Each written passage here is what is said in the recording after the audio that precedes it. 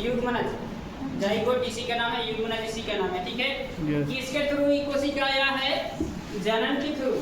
किसके थ्रू मतलब समझिए है, जनन से आया है। अब बात रहती सर जनन क्या है? वैसे जीव जो अपने ही जैसे नए संतति को जन्म दे उसको क्या बोलते हैं? जनन।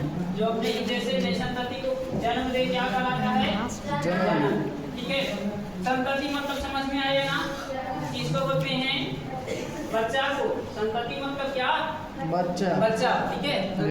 अपने ही जैसे मतलब समझ में आया है ना? अब बात रहा, देखो सही जितना भी सारे सजीव चीज है ये लोग आपस में जनन करते हैं। आपस में क्या करते हैं? जनन। तो जनन का भी टाइप्स होता है, जैसे कि एक होता है लैंगिक जनन और एक होता है अलैंगिक जनन।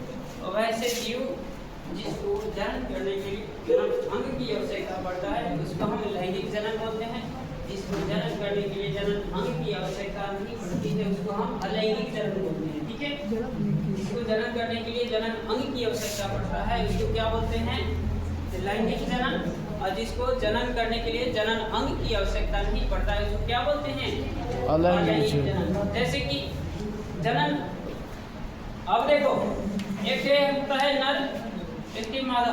नर के लिए जनन अंग अलग होता है और मादा के लिए जनन अंग अलग होता है।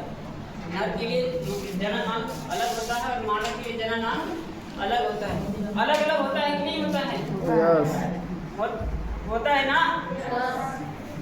लाओ एक पेश करो, क्योंकि इसलिए होता है।